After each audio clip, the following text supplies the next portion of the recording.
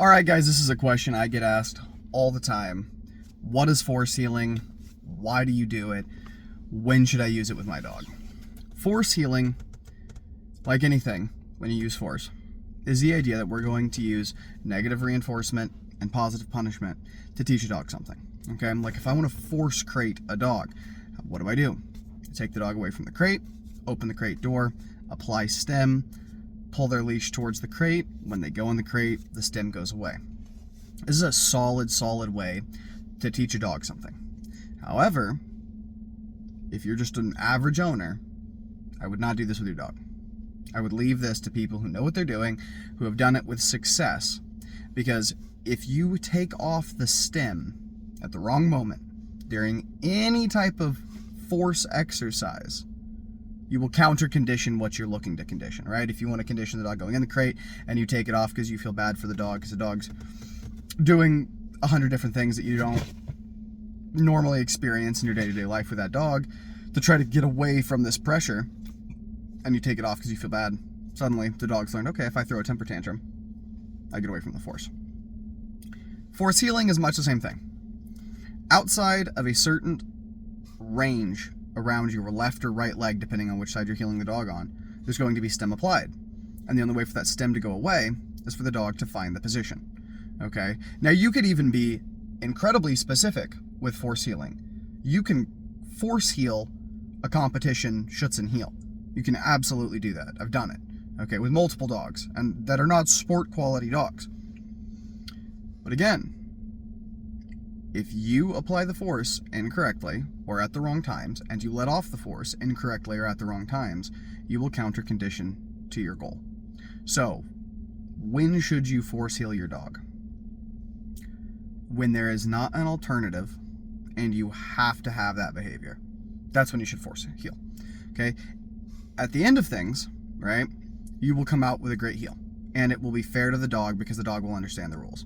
But at the beginning, it's not necessarily fair to the dog, especially if the dog doesn't have much healing foundation work on it. And that is a situation in which foundation work ought to have been done already, or ought to be done if time allows for it and the situation allows for it, right? It's way more fair to a dog to begin luring or forming, some people call it that, but it's just lure training, okay? It's way more fair to the dog to look for engagement training, luring training in the heel, in that focused heel exercise before you start a force healing routine.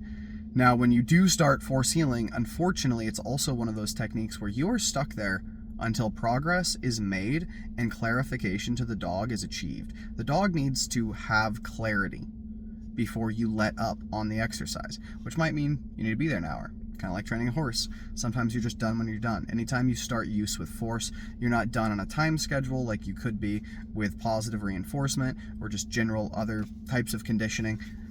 You are done when progress is achieved, right?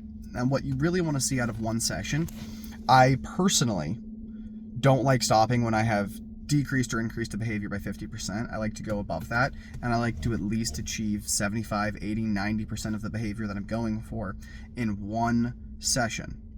But there's a downside to trying to do that. If you don't know what you're doing, this is your first time force healing a dog or force crating a dog, you can stress them out. And it's a stressful exercise.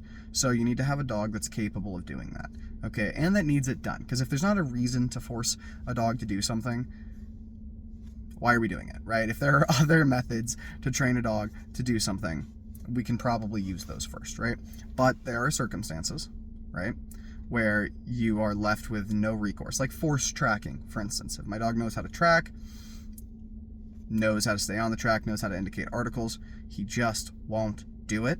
And we've done 100 plus, 200 plus tracks. Okay, all right, force track that dog. And if you guys aren't familiar, force tracking, the general technique is you pull the dog off of the track, you double line the dog or triple line the dog. So you have line to the handler and then two people on either side of the track, and you physically pull the dog off, and then you apply stem. And it doesn't matter if that dog is spinning in a circle. It doesn't matter if that dog is screaming its head off.